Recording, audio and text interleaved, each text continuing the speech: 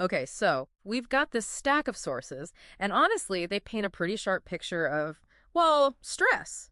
We're looking at how global order, international norms, even our own domestic institutions seem to be buckling Hmm. all at once.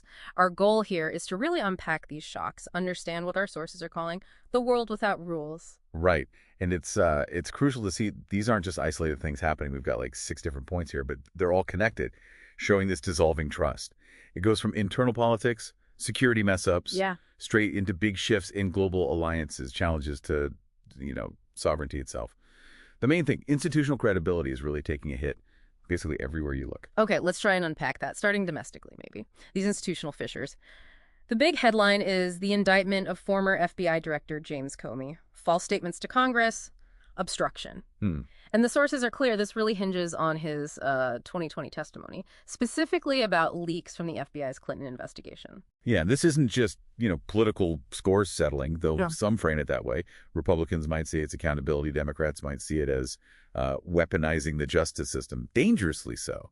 But the key thing for you, the listener, is how this eats away at institutional legitimacy. Right. When the law gets tangled up with high-profile political figures like this, faith in impartial justice, which is, the bedrock, it gets shaky.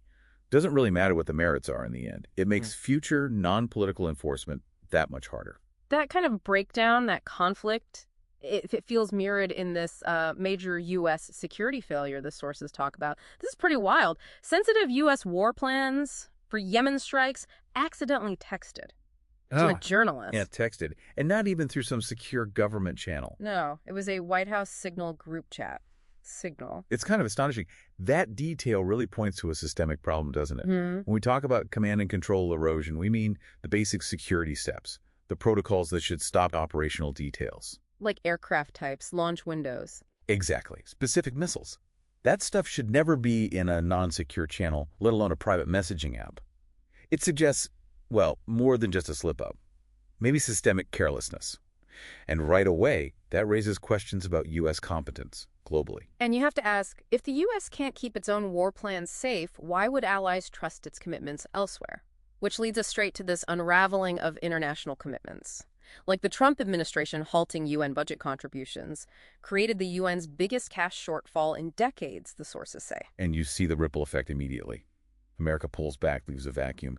Agencies like the WHO, UNESCO, they feel that pinch. It weakens what they can actually do diplomatically, humanitarily. And allies, they're watching and they're acting. Take the U.S. veto on the Gaza ceasefire resolution. Britain, Canada, France. They went ahead and formally recognized Palestinian statehood. Directly defying U.S. warnings, too. Precisely.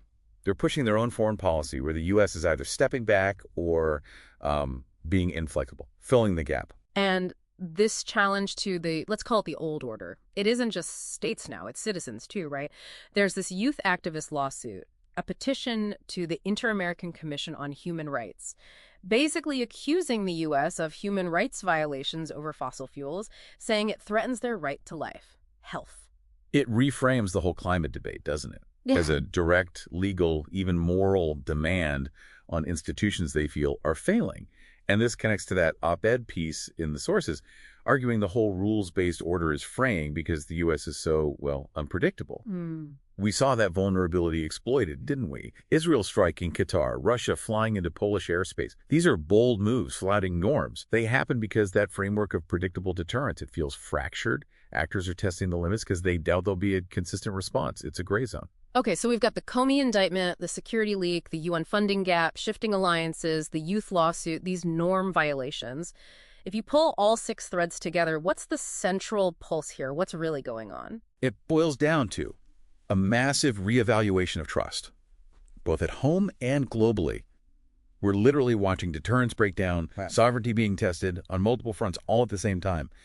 The insight, I think, is that the rules aren't just being broken, they're becoming transactional, applied differently based on politics or opportunity. Right. So as we kind of enter this new reality where maybe power talks loudest in these gray areas, you have to ask yourself, who actually writes the rules when the old order doesn't hold? And maybe more importantly, who gets to rewrite them?